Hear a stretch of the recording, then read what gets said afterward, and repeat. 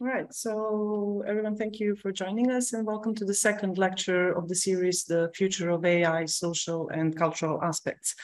The whole series is conceptualized to bring international experts to discuss the philosophy of AI, AI in post-digital aesthetics, cultural impacts of AI, AI in art, AI-driven societal and social transformations, and more broadly, the effects of our coexistence with AI and other digital technologies, but from social and cultural perspectives.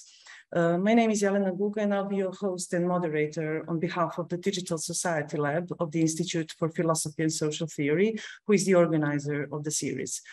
On Monday, we began the series with a fantastic first lecture by Helga Novotny, and today it is an honor and a great pleasure to have with us Professor Armin Grunwald. So Armin, welcome, and thank you for being with us here virtually, at least. Professor Grunwald is full professor of philosophy and ethics of technology at Karlsruhe Institute of Technology in Germany. He is director of the Institute for Technology Assessment and Systems Analysis at Karlsruhe Institute of Technology, and director of the Office of Technology Assessment at the German Bundestag. His professional backgrounds include technology assessment, ethics of philosophy, theory of sustainable development, and the epistemology of inter- and transdisciplinary research. Armin Grunwald is member of several advisory commissions and committees in various fields of the technological advance, such as the German Ethics Council.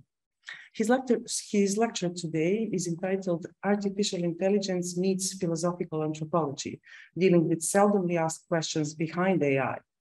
Professor Grunwald will address the issues of the self-image of humans in relation to AI agents, focusing on the role of language used while talking about future technologies, as well as what present societal, cultural, ethical, and other assignments of meaning, communications, and discussions about future technologies and potential futures unveil about us today. So, Professor Grunwald, please, the floor is yours, or should I say, the screen is yours.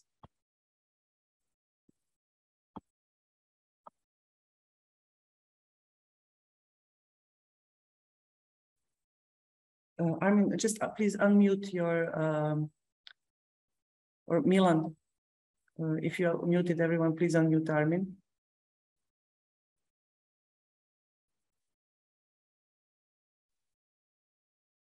All right.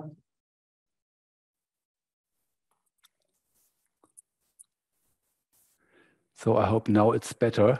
Yeah. There was a necessary deviation because I had to return to the initial screen. Okay, now let's start. Thank you, Jelena, for the introduction.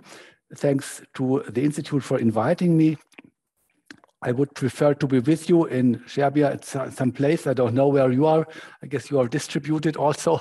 But I hope that we will find some time for my next visits to Belgrade. The last one was, I guess it's now 4 or 5 years ago. And today I had a plenary meeting of the German Ethics Council. I spent all the day in German language. Now I hope that I will be able to switch to English. Okay, this is my issue, and the background is some suspicion I already had years ago that there are so many ethics committees, ethics guidelines on artificial intelligence, but my feeling was there's something behind. And now being in the Ethics Council, I got some support. We are just developing a position paper on some issues of artificial intelligence. And indeed, this paper will not only include ethical issues, but one entire chapter, the big chapter on anthropology of AI and humans. So this is the background of what I will be talking about.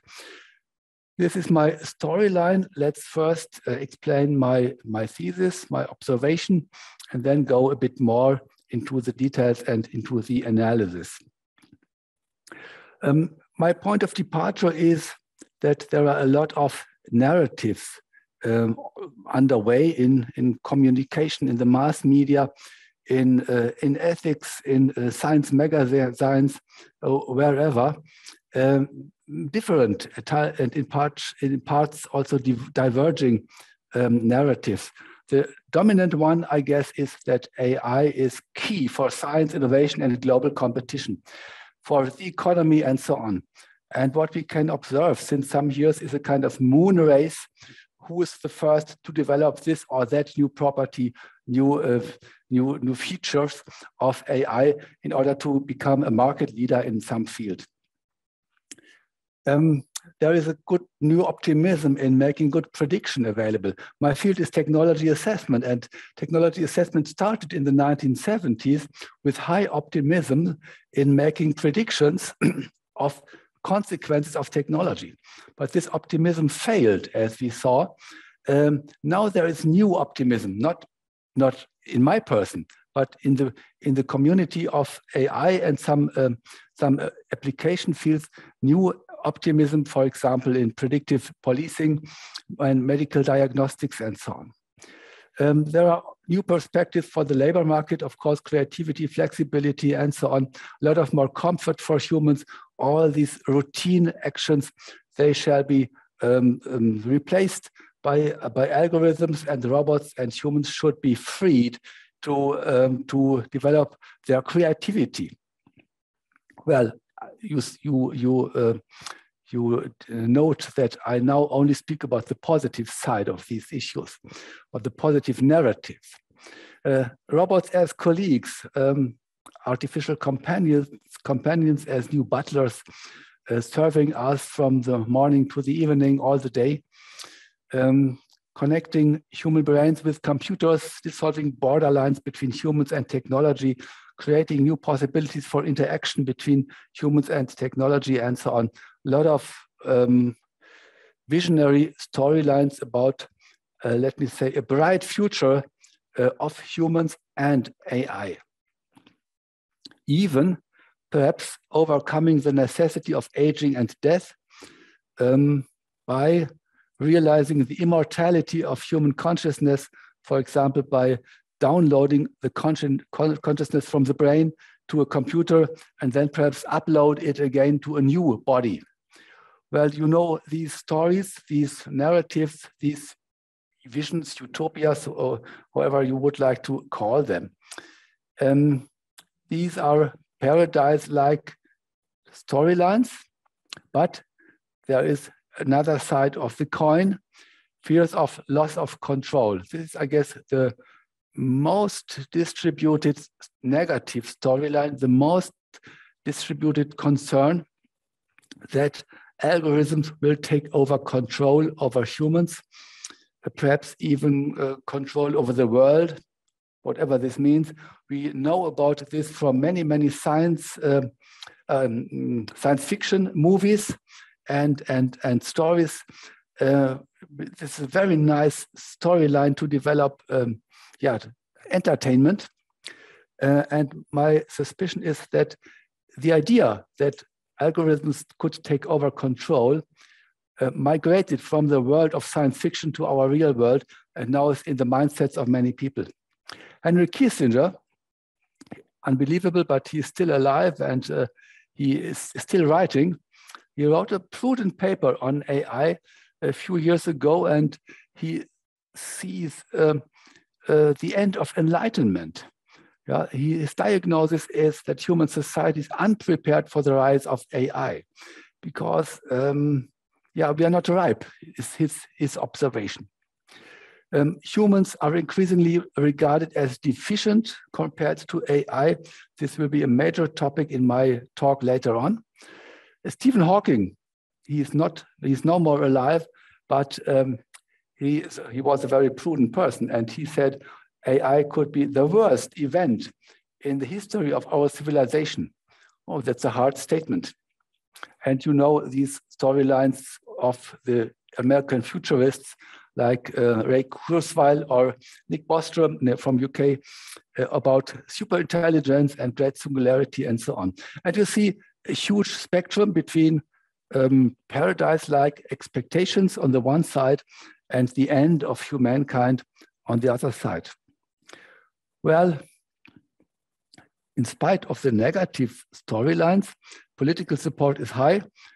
Former German Chancellor Angela Merkel Yeah, this photo is with this Robert Pepper. I guess you know it. Indeed, good question. I now put it correctly.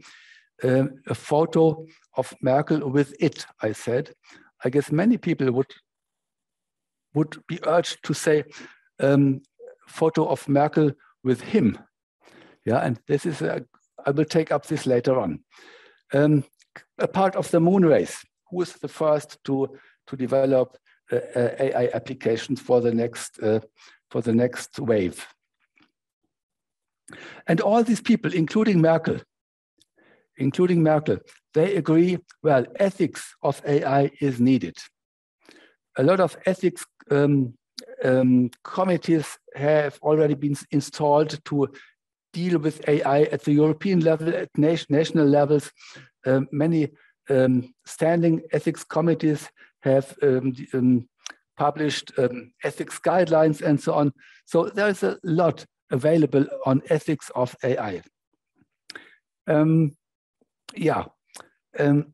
they all reflect about what is responsible, what is good AI, what is AI for a good future of humankind. And this is, of course, necessary to do. So I don't criticize that ethics committees are thinking about AI. This is necessary. My point is that this is necessary, yes, but it's only part of the game. Because I assume that there is a lot behind, because AI involves, and I will explain this in the remainder of the presentation, it involves anthropological issues, questions for, so to speak it to put it in an emphatic way, now what would I like to say? Well, it's about the nature of humans. Yeah? What are humans, and how are humans, and how do we want to stay in the future, or how do we want to develop in the future in a world with an increasing power of AI and an increasing presence of AI. So the first point is human inferiority. Many people are concerned that AI is much more powerful, much more prudent than humans are. And what does this imply for the future? Humans could become superfluous. Many people are concerned. Human finiteness. Yeah, I think that's self-explaining. The future of humankind, in many of the negative storylines I briefly sketched, the future of humankind in a world with an increasing power of AI is seen as dark, as if there wouldn't be any place for humans in the future, because humans are finite, are limited in their bodies, in their lifespan, while AI is not. While AI is, in a sense, infinite. It can develop further and further and further. But there's also this idea of salvation by AI. In some really urgent fields of action, some of the grand challenges, I have read several position papers where there is hope in cases where humans are seemingly not able to solve the problem, that perhaps AI could bring the solution. For example, in climate change, many people expect that AI could perhaps save humankind regarding the threats of climate change. Well, in this respect, it's interesting, and this word salvation is an expression of it. There is some quasi-religious expectation on AI in some parts of the population, including scientists. A quasi-religion expectation that humans are not able to really be responsible and to create a good Anthropocene, but perhaps AI will be able to create a good future, whatever this means. And all these issues, of course, have direct consequences for human self-image and for the way how we want to proceed to the future. This is not extremely new. So technology always has been used to mirror what we humans are. So there is a tradition in anthropology to see humans in the mirror of technologies, and I will bring some examples. The traditional view on technology is very simple. Traditional view in philosophy, from Aristotle on and others. Technologies are simply means to an end. We humans determine the ends, and technology is only a means to our ends. And we develop those technologies and use them, and this does not change us humans. A very simplistic picture of the relation between humans and technology. We are not altered by technologies. This simple picture involves. However, what we have seen, at least in the last 200 years, is that technology is much more than a simple means to an end. There is an overflow of consequences compared to the initial projections, because unforeseen, unexpected consequences occur. They form the world, unintended consequences. For example, climate change. If you would like to put it in this way, climate change. Nobody wants to have climate change, perhaps except some people living in the very cold areas. But climate change happens because technology functions as an unintended side effect, as we call it in technology assessment. Unintended, not wanted. And in the early years of the Industrial Revolution and this growth of human civilization, not expected. There was, I remember this phase, there was a big surprise in the 1970s and 1980s, where the first indications of human-made climate change became obvious.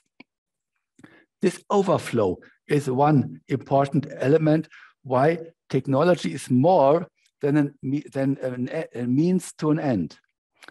The next point is that technology alters us humans because we adapt ourselves to new technologies. By using them, we change our behavior. There is a co-evolution between humans and technology. For example, the existence of the internet and the availability of apps and social media and so on has changed human communication behavior. Or if a new mobility infrastructure, transportation infrastructure is built, an S-Bahn service or whatever, a new highway, then the settlements of humans adapt to this new infrastructure. So first, these technologies are developed as means to an end, but as soon as they are part of the world, they affect ourselves, and we adapt to them. We change as humans. So, and this is, I like to put this in these two dimensions of technology, an ex-ante dimension and an ex-post dimension. Ex-ante, we plan new technologies according to human ends, to purposes, to what we want to have. This is the ex-ante perspective. But after having implemented the technologies, then they are part of the world, they affect us, and then we have an ex-post technology and we can see what happens empirically. This is the situation of consequentialism we can see today, and technology assessment, my field of research, has emerged out of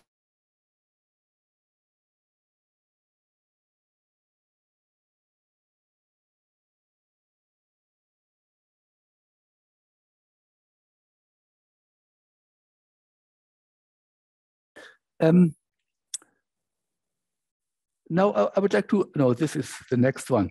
No, this is the next one, sorry. So what we can see by looking at philosophy, at some philosophers, well, I told you that technology is not only a means to an end, like an instrument, a knife or whatever. There is one issue which I guess it's very important. Technology changes our perception of the world. It was put by Martin Heidegger, German philosopher, in this famous picture that a person who has a hammer in his or her hands, the entire world looks like a nail. Or if you imagine with the picture, the image, what we have of a city, a car driver has a specific picture of a city in his or her mindset. A pedestrian has a different picture, and a biker another different picture. So the technology we use affects our perception of the world. And with respect to AI, my assumption is that this also holds for the perception of ourselves. This is this turnaround. AI not only changes our perception of the world, as many other technologies do, but AI also changes the perspective on ourselves, on what we humans are. Yeah, this is the basic thesis. And one famous example, of course, is this notion of intelligence in the AI term, and all these direct comparisons. If you look to the past 2 or 3 decades with this AlphaGo or AlphaGo 0 5 years ago, this was a shock to many people to see that there is some intelligence which is greater, bigger than our human intelligence is in this very, very complex field of this Japanese game Go.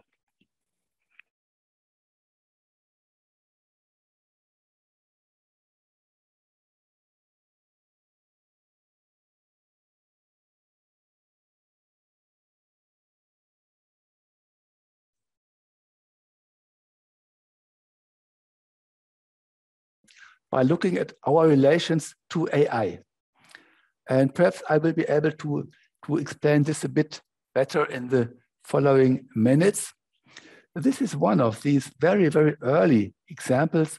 I guess some of you might know this famous movie, Metropolis by Fritz Lang, almost 100 years old now. And there is one sentence, the future will belong to the Maschinenmensch in German, Maschinenmensch, or the human machines, whatever. Yeah, and this is a kind of reflection, an early reflection on relations between humans and technology in a new way. Technology has already influenced human self-perception in earlier times. For example, the L'homme machine, the human as a mechanical machine, published by a French, I guess he was a physician, Lamétrie, Julien Offray de Lamétrie, in the 18th century. And in fact, it was this, I guess, this assignment, humans as a mechanical machine, is an expression of the 18th century, because this was the era of Isaac Newton with a high fascination of mechanics. Even the entire world was regarded as a clock, a mechanical clock, and God was seen as the clockmaker. And in this world, it was quite normal to regard also humans as mechanical machines. Then Karl Marx, in his Anthropology, humans are working. They are homo laborans. Work is a specific expression of human nature.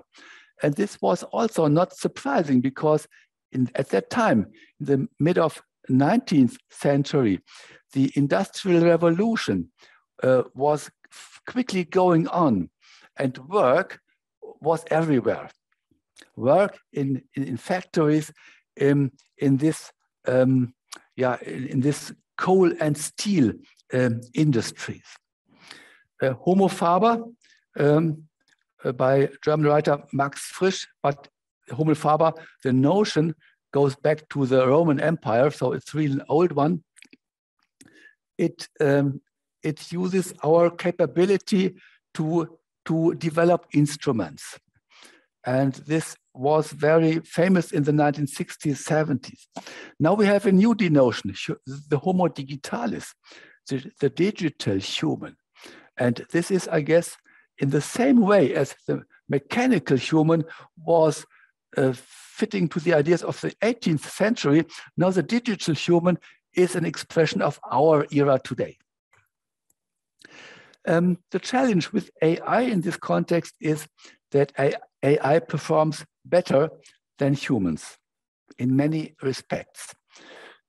In playing chess or Go or other games, or in calculating something, or in data mining, in evaluating big data, in pattern recognition. This is really wonderful what AI is able to do.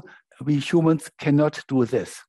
And many people are concerned about this simple fact that AI is better than humans in those respects. But in my observation, this is no problem, because it's just trivial, because technology is always better in some respect than humans are. Otherwise, we did not need it. So technology is always developed to be better than we humans in some respect. That is no problem. But perhaps there are other problems. And indeed, there are some specific properties of AI which we can think about a little bit more. AI, I guess, it is the first technology which is able to learn and to develop itself further. This is possible only in a limited range, I know, but it is possible. While technology, traditional technology without AI is produced, and then it's there, it hopefully works, and from that point on, it degrades. And it must be repaired, and there must be maintenance and so on. And after some years, it's over. AI is possible to learn and develop itself further.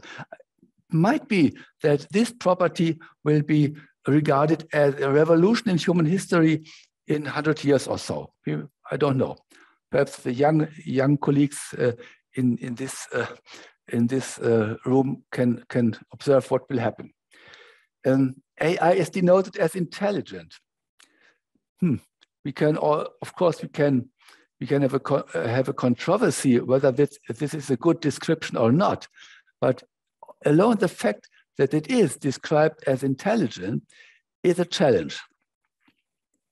And I guess the major point is that AI allows for creating autonomous technology. And the attribute autonomous, if you remember the philosophy, for example, of Immanuel Kant, it was assigned to humans.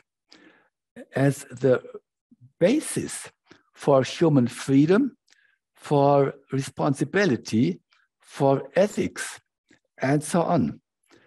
And if now robots with AI get this attribute autonomous, this alone the word raises a lot of questions about giving rights to robots, accepting them as on equal footing, and so on.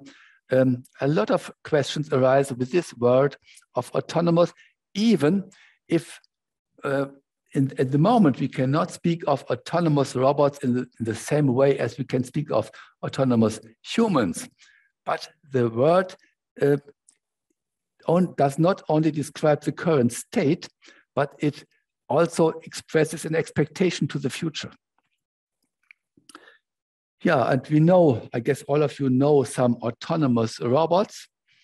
The first ones, on the left side, this was developed at Karlsruhe in several generations for assisting humans in the kitchen. Here, for example, to fill in a machine with sensible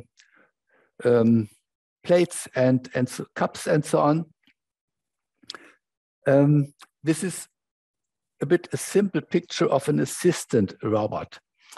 Assistance is still, assistance now already begins to sound a bit old-fashioned, because the new word is companion. And this is a kind of upgrading, yeah? An assistant is an assistant, but a companion is a companion. The word sounds like it would be a kind of human-like companion. And in this Industry 4.0 language, this language is full of words such as robots and humans shall cooperate on equal footing. Yeah? On equal footing.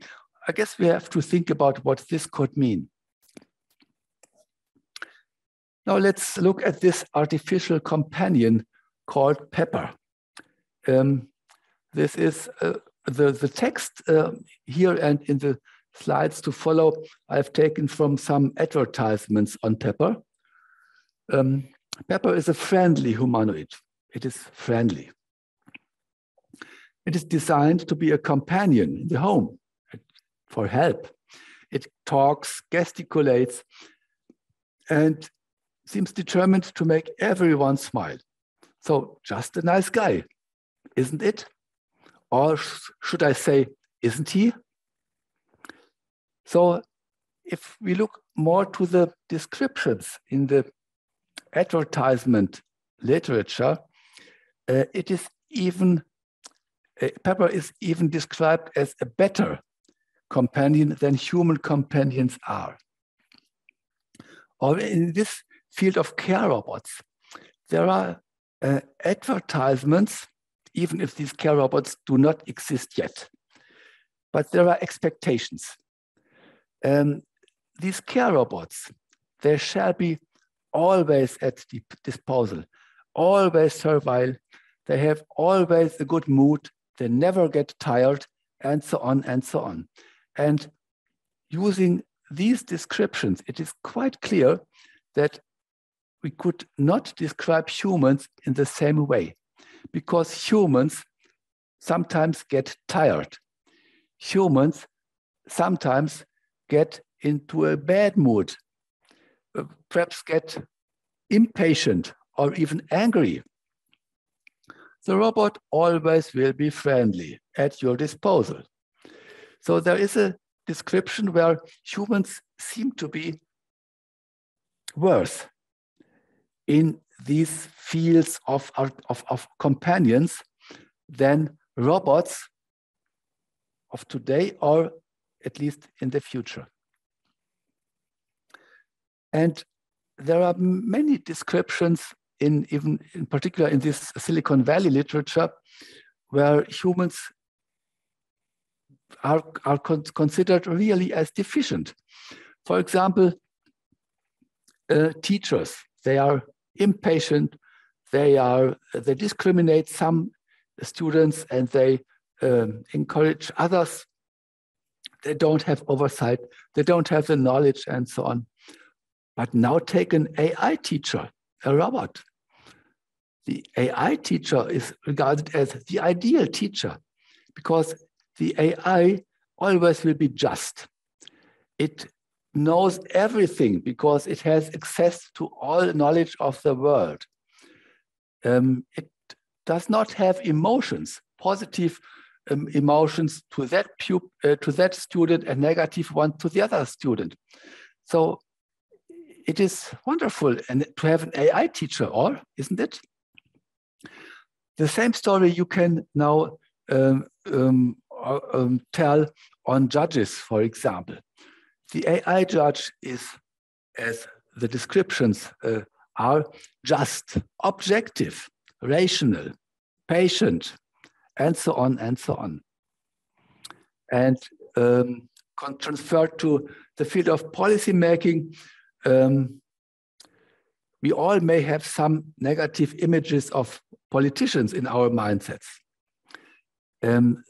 These examples exist, but these examples are generalized in these storylines.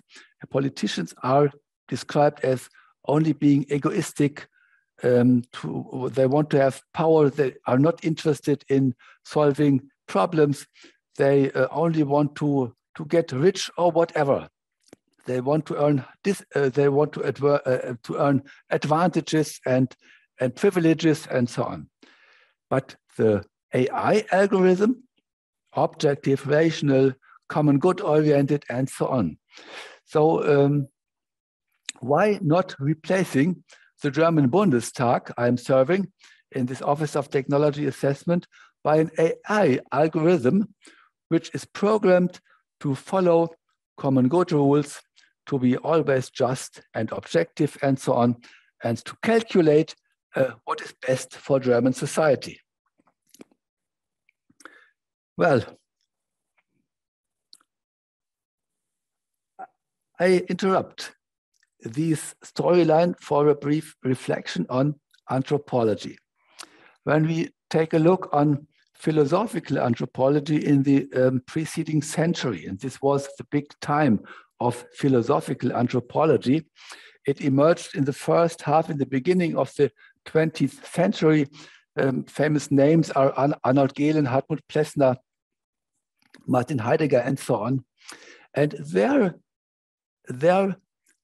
objective was to clarify the specificality of human nature in contrast to animals. And they always were looking for a kind of human Sonderstellung in German language. So I don't know an English translation. It is what makes humans special in this world, besides the other animals or organisms we have on planet Earth. This was a good time for philosophical anthropology, but then in the second half of the 20th century, this line of argumentation declined. Interest declined, and there was more interest in the scientific anthropology, paleoanthropology, biology, and all these naturalistic pictures of humans entered the game, and the question for human Sonderstellung, specific nature of humans, it was put to the background and perhaps even disregarded by many people, seeing humans only as another kind of animals compared to primates or others. But now, what we have now is there's new interest in philosophical anthropology. And this emerged at the occasion of digital and increasingly autonomous technology, focusing on the changing relations between humans and technology. In Germany, we had the first handbook on what is it in English? In German, we call it Technikanthropologie. I guess it is kind of techno-anthropology in English language. So it is an anthropology where we no longer ask for the relations between humans and animals and what makes humans special compared to animals. But now the question is, how is our relation to technology? And how will our self-image change with respect to newly emerging technologies? Yeah, this is the philosophical background behind, and there's new interest, and I guess that these questions I'm playing with, in a sense, will be of high interest in the years to come. Now, let's go back to the AI issue, where the robots, the companions, the artificial companions are often described as better than humans. What does this notion mean on equal footing? Robots and humans shall cooperate on equal footing in an industrial production plant, for example. What does this mean? Same rights? Same salary? So many questions arise around this one. Who is the boss in case of conflict? The computers or the humans? This is also a question in self-driving cars. Who is the boss if there is a conflict? It's not an easy question. We have a tendency to say spontaneously, well, humans must be the boss. But I could tell you some examples, and then you would see it's not that easy. But that's not my topic today. I would more now come back to this anthropological questions, so yeah. What could we say about the possible differences between AI robots and humans? We see AI is better than humans in many respects. It is designed to become better. But what does this mean for a more general description, for general perspective? Can we identify human capabilities which cannot be replaced or improved by AI robots? So you see, the old question of philosophical anthropology was, what is the difference between humans and animals? Now the question is, what is the difference between humans and AI robots? And it might be a good question. Some candidates for differences are, well, we can understand situations. Is understanding a situation the same as if an autonomous car observes its environment by sensors, collects data, and makes an assessment of the situation? What can be said about the commonalities between human understanding of a situation and a robot collecting data and making an evaluation? Are there commonalities and differences? What can we say about the differences? Or another candidate could be the is-ought difference. We humans can distinguish between the is and the ought. We also can program robots to exert such distinctions. But would a robot be able to develop an is-ought difference out of its own? It's an open question, I guess, ethical reasoning and so on. The question for the differences between humans and AI robots, however, presupposes, that there is some difference. And the other way to put it would be to regard humans simply as calculating machines, to have a machine model of humans, not as the mechanical machine, by La Mettrie 200 years ago, 250 years, but a digital machine, humans as computers on two legs, with some capabilities, with algorithms in the brain, and so on. And indeed, this Homo digitalis is an interesting new model of humans. And the question then is this just a model? A model always is designed to have for a purpose. It shall be purposeful. Is it a model of humans? Is it a model for something, but for what? Or, and some enthusiasts in this direction, they would be in favor of the last option. Are humans nothing else than digital machines with a kind of computer in our head with sensors, yeah, eyes, ears, and so on, with data storage there, and that's all.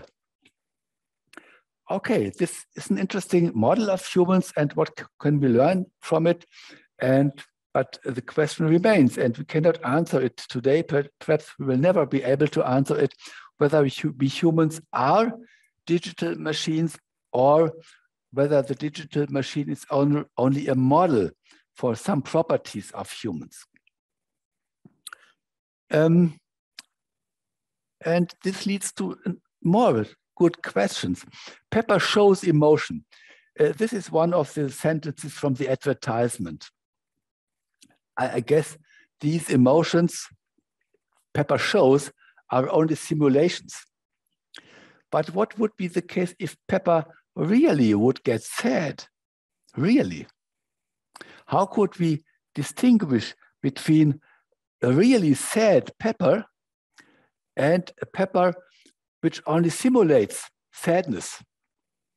It's a difficult question. I cannot answer. And this leads to the next question. How could we recognize an emerging self-consciousness of algorithms or AI-governed robots? For example, it was shown in this movie, I, Robot. Good question for the future. And now my final point is the role of language. I would like to tell you two stories. The first one is about Pepper, again from the advertisement. And now it starts here, born in Japan in 2014. Born, not created or developed in a lab. It was born. Well, it's a nice description of birth. And another example, Boomer. Boomer was a robot combating landmines. When Boomer died in the battlefield in Iraq, the US soldiers in his team gave him an improvised military funeral. They also gave him 2 medals of honor. These soldiers regarded Boomer as a highly valued team member and as a good colleague. This is what on equal footing means.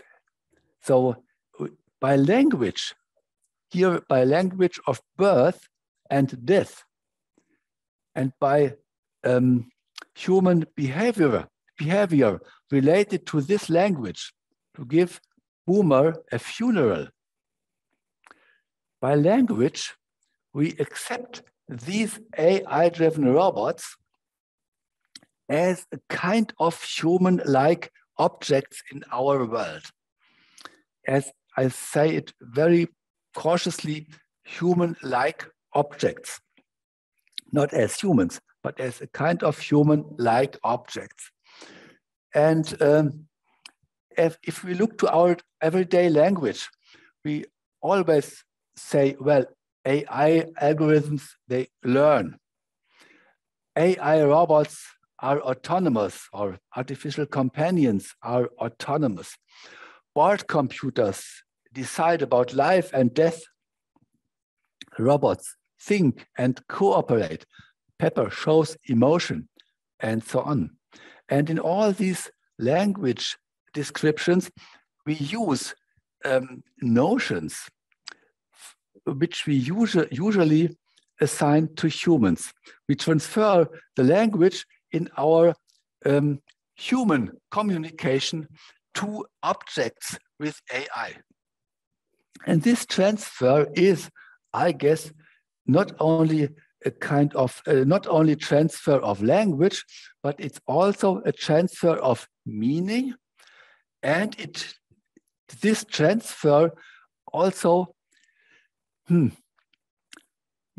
leads to the situation of this equal footing in a sense. We talk about AI robots as if they were humans. By anthropomorphic language, we assign human attributes and capabilities to AI. And in this mechanism, we accept AI robots as a kind of new members of society, as a kind of new kind of relatives of humans. So these are really new relatives. We know about the primates. But now there are new objects in the world which are also a kind of relatives to our human family. This is, I guess, an interesting process to be observed and evaluated and assessed. And at the end, I would like to say, well, this is not only philosophical reasoning, art polar, by some thinkers in humanities, or it's only rhetorical phrases for the feuilleton of daily newspapers and so on. But I'm convinced that these issues of having new relatives in the world on equal footing, that this influences the ethical grounds on which we stand to develop our guidelines and ideas for a good future of humans and AI robots. The ethics it's not independent from the basic assumptions we have, and as soon as we accept robots as a kind of relatives, as we accept that they learn and think and act and so on, that they may be autonomous, this changes our perception. And if you now recall my initial phrase on Pepper, this picture with former Chancellor Angela Merkel, I said it was a picture of Merkel and it, Pepper the robot, it. But I guess today many people would feel a tendency to say, well, wonderful picture of Merkel and him. And perhaps there are also robots so that people would like to say, wonderful picture of whomever and her. This is a change in our mindsets, which still does not have any consequences for ethics, law, and so on, but it changes mindsets. And there is an ongoing debate on robot rights and so on. And this is what we are witnessing here. So it's not only about ethics, but there is something beyond. And this is our view, our image on what we have on our relations with these objects, perhaps new relatives. Okay. And if this tendency goes on, it could create a kind of self-fulfilling mechanism. If we would run into a situation where we regard ourselves as digital machines, we no longer would use the picture of a digital machine as a model for humans, but we would really identify ourselves with a digital machine in an ontological sense, then we would become digital machines just because our self-perception. So this is a strong development, and therefore I guess enlightenment is needed, in particular about our use of language and the presuppositions we make automatically by transferring our human communication or to robots, and by this accepting them in a sense on equal footing. Okay, I guess this was everything I had to say. Yes, thank you for your attention. Thank you so much, Professor, for your inspiring and insightful lecture. Yeah, I myself have many questions on different topics, but I would start with one. It's a similar one, actually, that I also posed to Professor Novotny. I heard you talk elsewhere about some applications of AI in real life.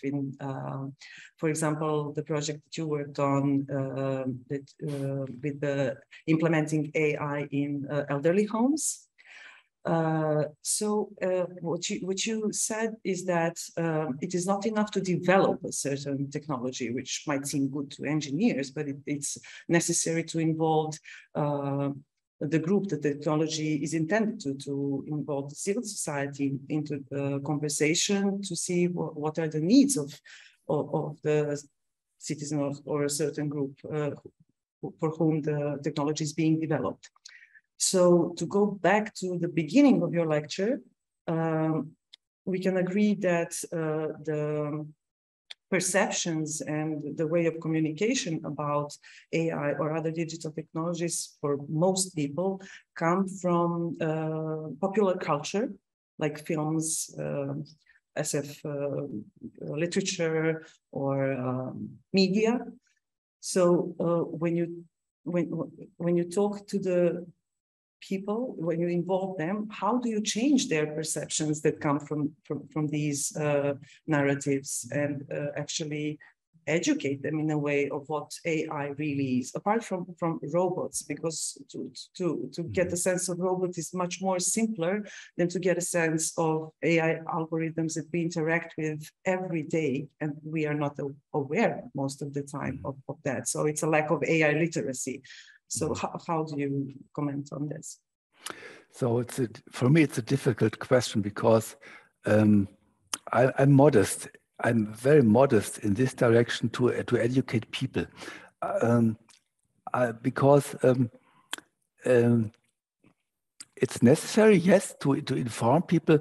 And now we have AI already as a part of society in many areas where it is invisible. Yeah, like I said, it's your question. If you meet a robot on the street, okay, I guess today in our society, we will not be very surprised because we are familiar with robots from science fiction movies, for example. And we can meet robots.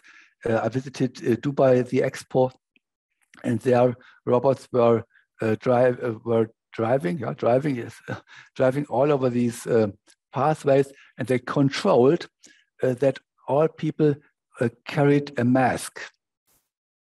And if they discovered one without mask, they approached this person, and then they, So we have daily experience with this type of robots.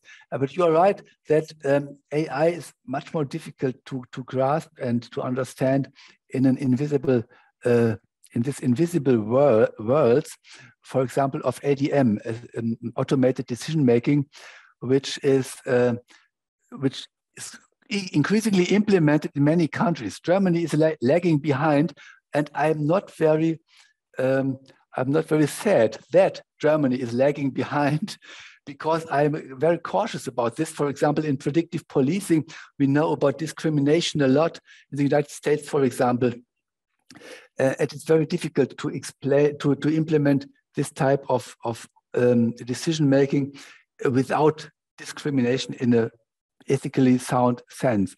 It's necessary to inform people. It is part of the work of the German Ethics Council in our ongoing work on this AI issue, because automatic decision-making will be a major part of this study. But in fact, I cannot directly answer your question because, yeah, it's so much. Perhaps, now one part of the answer I just got. You mentioned the Jubot project, and it's wonderful that even that you know about it, because it's still ongoing. It's a kind of approach we call a real-world lab. So it means that we don't develop technology only in a lab until it's ready and then disseminate it to the world, but develop it in contact with people, with users, with people affected. We also have a real-world lab on autonomous driving, which is a place in the city of Karlsruhe. It's not an artificial area somewhere outside. And this is a very good mechanism to educate and inform people and to get their feedback. That's even more important, to get the feedback so that a co-evolution, or better, co-design of technology becomes possible. But the other part, and I guess this was the major part of your question, what is with this invisible world of AI, I cannot answer. Sorry. Okay, thank you very much. I still have more questions, but I would like to open the discussion for all the participants. So please, guys, if you have any question for the professor, just raise your hand or write them in the comments, or just speak, please. Anyone? Vladimir Cvetkovic, please. Željko, I didn't hear you. Vladimir, can you wait just a second? Vladimir.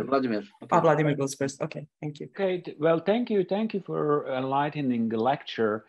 Well, my question is in regarding to trustfulness to material written or produced by artificial intelligence. Namely, a few years ago, you probably remember this famous article written by GP3 in Guardian. And this is the first time, as far as I remember, that we have that kind of explanation of the goals, of tendencies. And article is written actually to convince human beings that artificial intelligence is not danger. But like reading that kind of things, you read these things like you read other material, and you will see that there is that sort of hierarchy or goals, but at certain point, GPT-3 states that omnipotence is not the goal or toward which he or she or it will pursue. And because now we are the one who have to decide whether we will trust to machines or not to trust machines. But this is an interesting statement. I just want to ask you about trustfulness and how you comment. Can we learn about the condition of artificial intelligence by listening artificial intelligence? Very good questions. Thank you. First of all, I have one big concern with AI, because AI, it's a black box. We cannot look inside. And there is, in complex AI systems, it's not possible to reconstruct the way how results emerge from the incoming data. So that is really a black box. And that means we create a world where black boxes are allowed to take decisions. Yeah? And that means we have to trust them, yeah, that they make good decisions. For example, with respect in predictive policing or wherever. And this is hard because humans are affected by those decisions. Yeah. And this is what we, I guess, still have to learn how we do this. In Germany, there is a platform, Learning Systems, and there I'm a member of an ethics group, and we just work about, think about a paper on trustworthiness of AI systems in some application fields. The problem is that the technical development in the last 10 years was so fast that now we are lagging behind with understanding what's going on. And this is a real concern. These systems are in the world, they have consequences, but we do not fully understand them. I guess the way in which we will recommend in the Ethics Council is that we need more knowledge in order to be able to trust them. That means these systems should not be allowed to take decisions without humans have a look upon them. Otherwise, it's I guess it's ethically not responsible to give black boxes such power. So we need more experience with these systems, and then to find ways how we can distinguish between systems we can trust and others we can perhaps not trust. Now it's very, very difficult to make this distinction, even sometimes impossible. And this is really a bad situation. I guess this was only a part of the answer to your question, but good questions don't get full answers. Something always remains open. Thank you.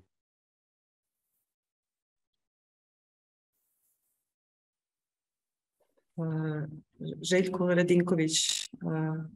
Okay. Yeah.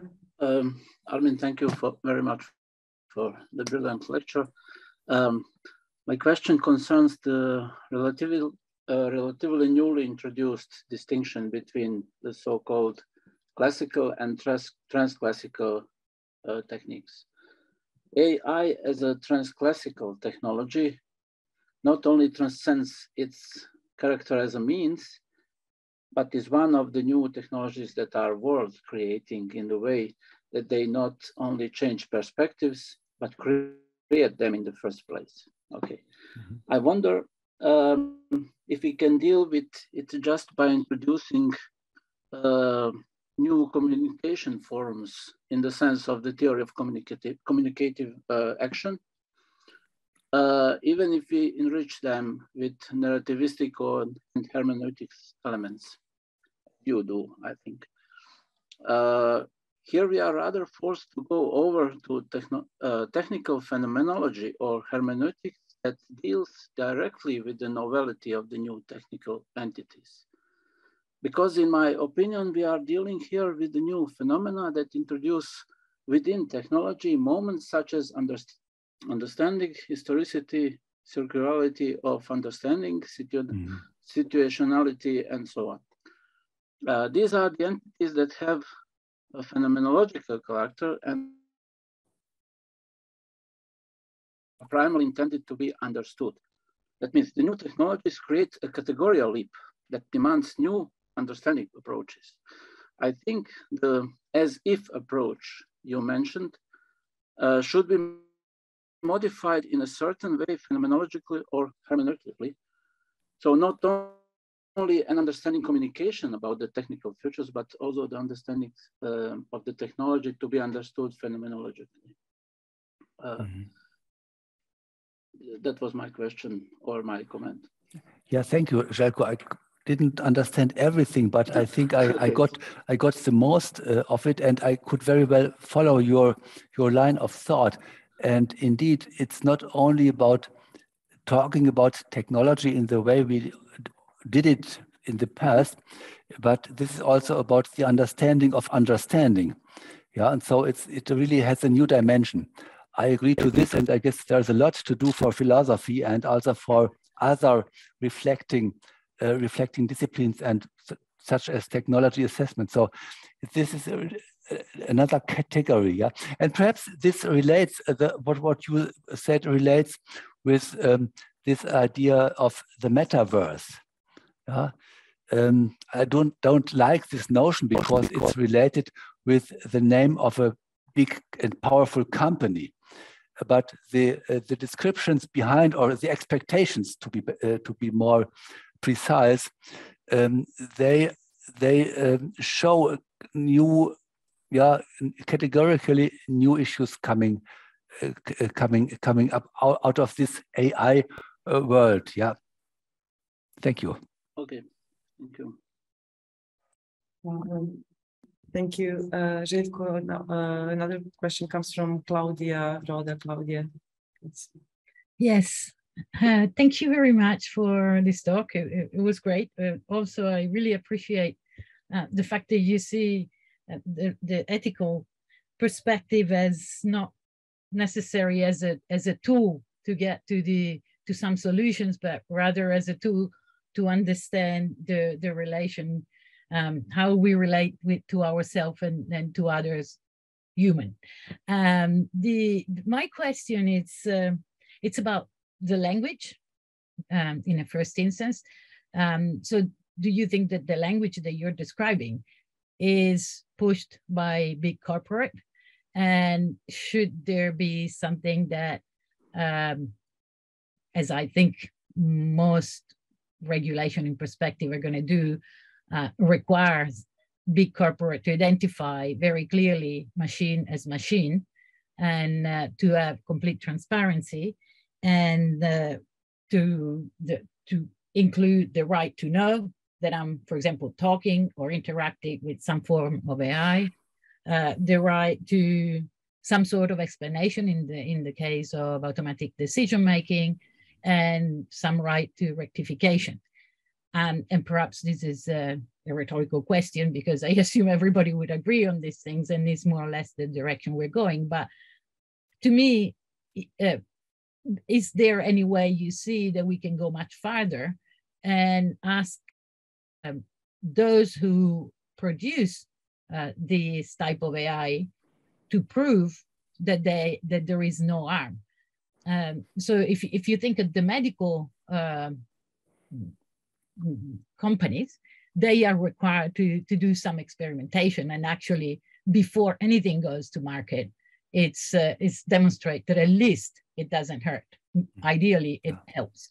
And I don't think we have anything like that at the moment, and for AI. Yeah. Excellent question. Thank you. Developing AI is not only an issue of, let me say, some computer scientists at universities. Mostly it's an issue in the big data companies. They have the power and the money, the budget to hire the best computer scientists in the world. And so they decide what's going on. And you know about their power. Those companies are probably among the most powerful organizations in the world. And it's very difficult to regulate them. What we can do, I guess, in national countries is only to look for the own regulation. And in Germany and in Europe, I saw for a long time very little activity to really regulate what's coming from Silicon Valley or wherever. So it is a kind of, a colleague of mine put it in the way, we have a kind of Wild West situation. Yeah, the right of the powerful is dominating what's going on. That might be too strict, or but there is a lot which has to be done in that direction. And what the medical field concerns, in Europe we have, the European Union, I should say, there are strong prescriptions on approval. So all these therapies or for diagnostics and so on,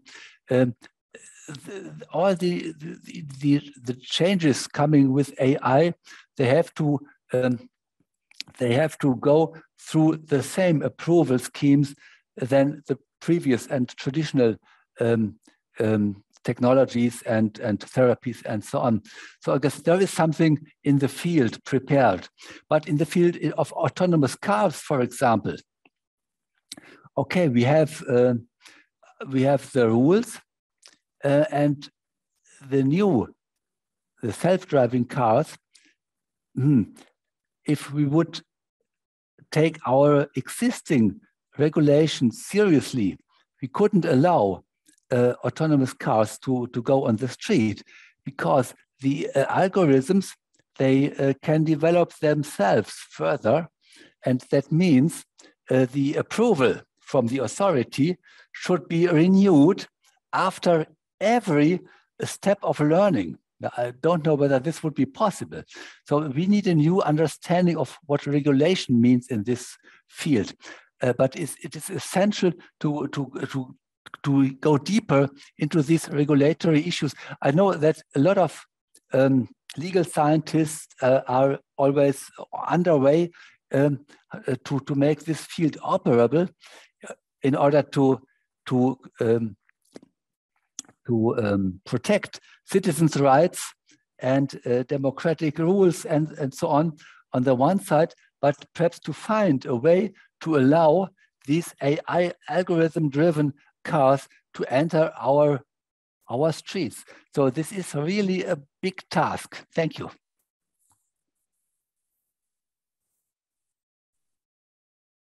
Thank you, Claudia, for your question.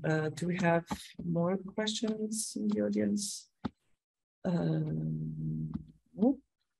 Since we have a little bit more time left, I have one more question for the end. I would like to return to your answer to Željko and bringing up the metaverse, as this is now the focus of my research, but through the lens of 4E cognition, extended, embodied, embedded, and inactive cognition. So metaverse is now presented as a very hyped thing, as something new. And this is, I see history repeating, because in the 90s when VR only appeared, it was the same narrative, the same story. But what is different? What is new?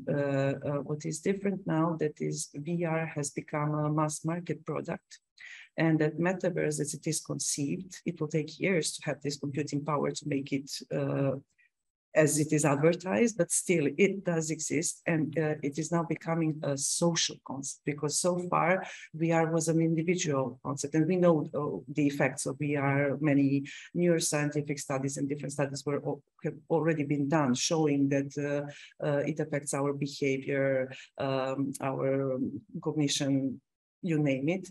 But now seeing it as a social construct, as a social VR, this is a new phenomenon, and especially having in mind that it is created exactly by these powerful corporations whose only sole interest is economic interest, and they gather through VR and other equipment that we use, they gather so much information, so much data on us from I don't know, bodily tracking, like EEG, whatever, and all the data that we give freely for their interest and not for common good. So what is it that you see? It's not that black and white, like what's the good thing and what's the bad thing about it. What do you see that should be important to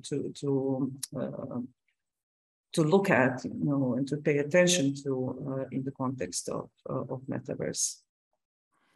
First of all, I would like to support your view that metaverse is a kind of advertisement gag, a very successful one, and that means if we always talk about metaverse and take it seriously, then we support its dissemination, and we support the success of meta this industrial world.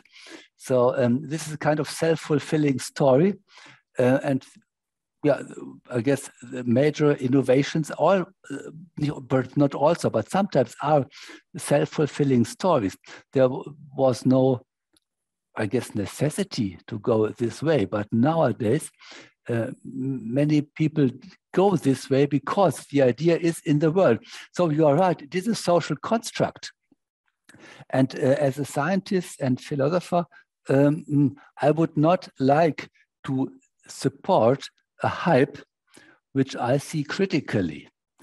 But even if I look at it critically, I support it.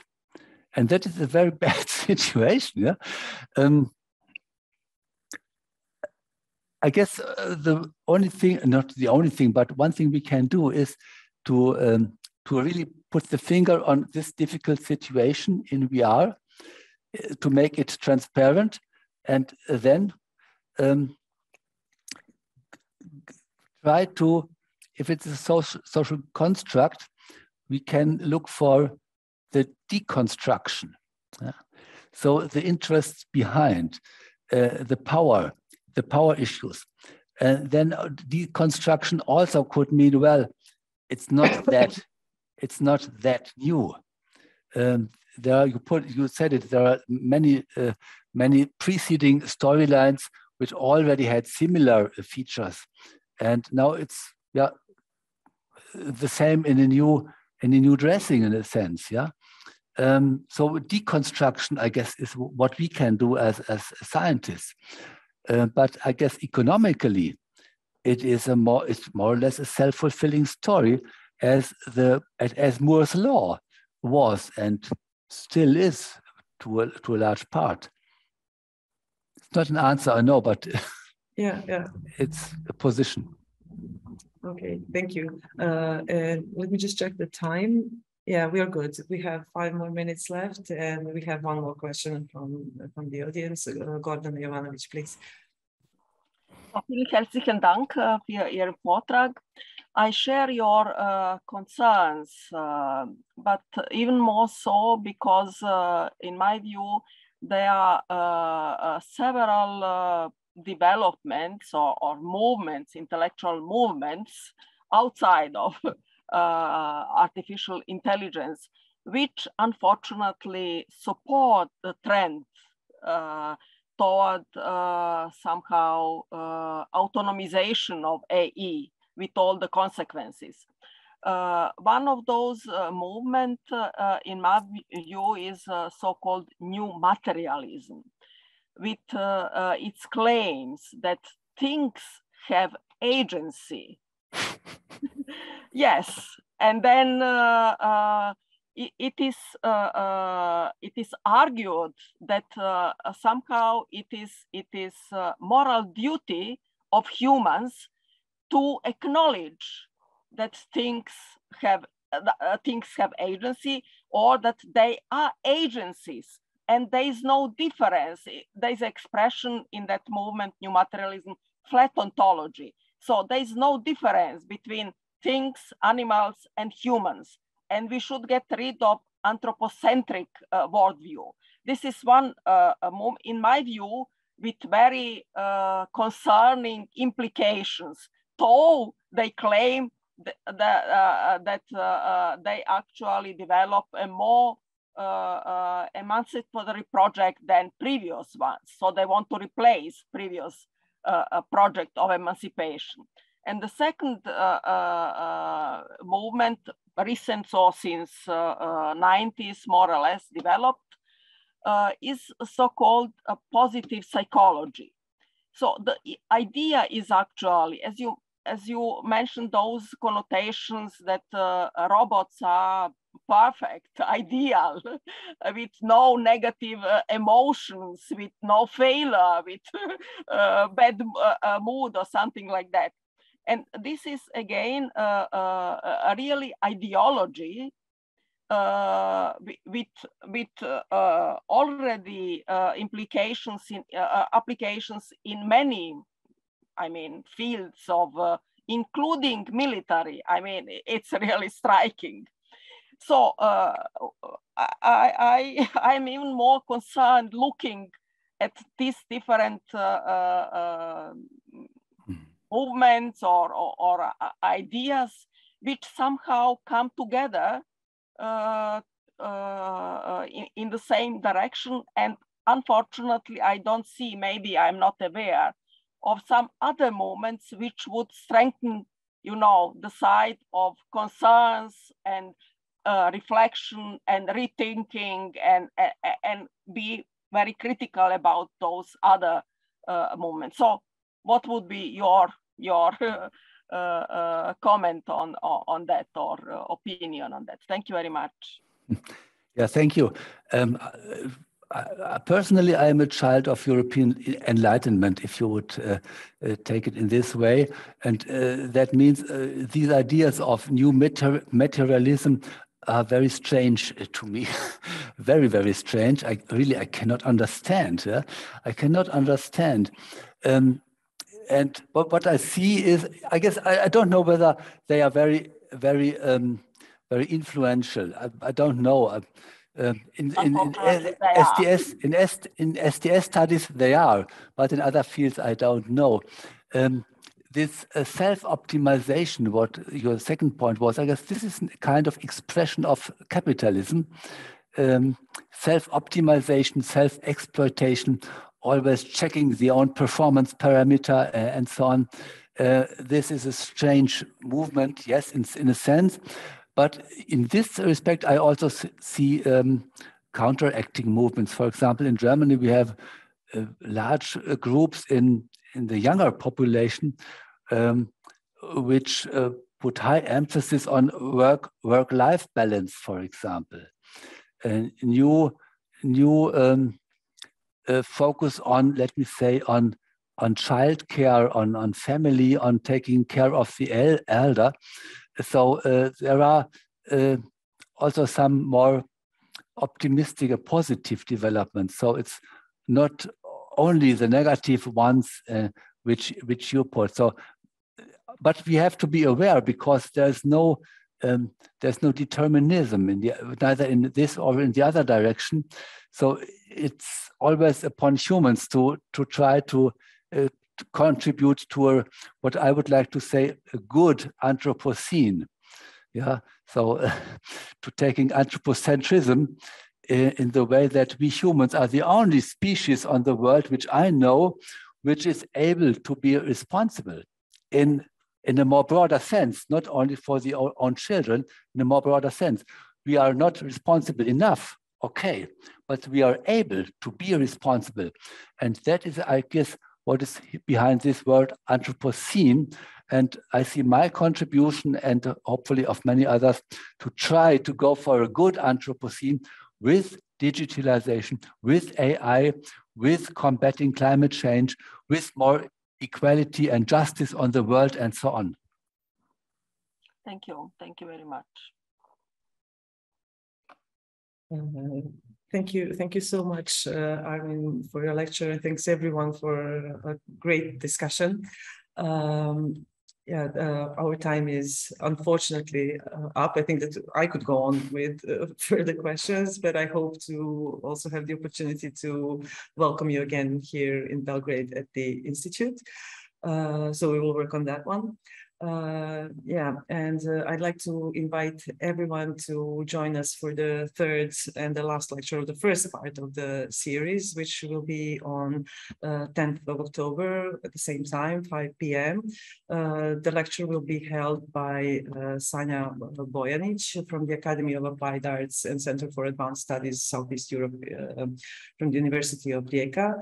And the lecture title is New Materiality and Old Syntax Under the Skin of Ed Atkins, Aesthetics and Grammatics of Contemporary Artistic Languages. So that's it for now, and I hope I'll see you all on 10th of October. Armin, thank you very much again It was a pleasure. Lovely meeting you. Have a nice evening. You too. Bye-bye. Bye.